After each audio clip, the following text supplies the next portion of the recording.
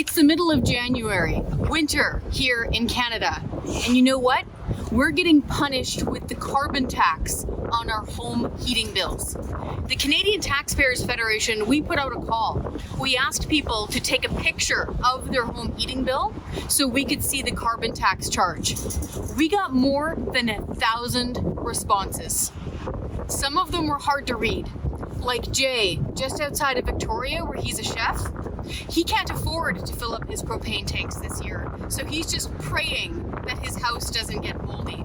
And from Cynthia, who lives in Eastern Ontario, and she keeps her indoor home temperature at 16 degrees. She covers herself in blankets and sweaters. Why? Because she can barely afford to fill her propane tank to heat her home. Why? Because of the carbon tax. So we got more than 1,000 responses from Canadians from across the country saying enough is enough. I can't afford this anymore. We heard from Lily, who lives just outside of Winnipeg in Manitoba. She's paying more than $100 last month on her home heating bill in the carbon tax. Or Josh from Dawson Creek, British Columbia, where it routinely goes to -20 overnight.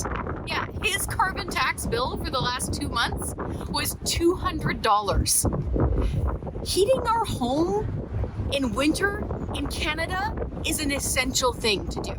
It is not a luxury. So we have a question for every single Liberal leadership candidate, and frankly, every single politician in Canada.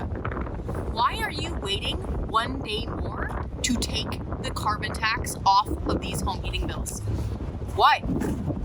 There is no way that Canadians should be paying this carbon tax. And for those people in government who still try to say, well, you get more back than you pay in, that's not true. And the Parliamentary Budget Officer has proven that every single time, that the average Canadian family is out money, hundreds of dollars per year, even with the rebates factored in. In fact, here in the province of Alberta, the average household is going to pay more than $400 extra in the carbon tax for the sin of heating their home. Folks, this is absolutely not right. For the folks who sent us their heat bills, there were more than 1,000 of you. I just want to let you know that you're not alone. We hear you. We are going to keep fighting for you. So folks, pick up the phone, make a phone call, send an email to your member of parliament who's paid minimum $200,000 per year, and you tell them to scrap this tax.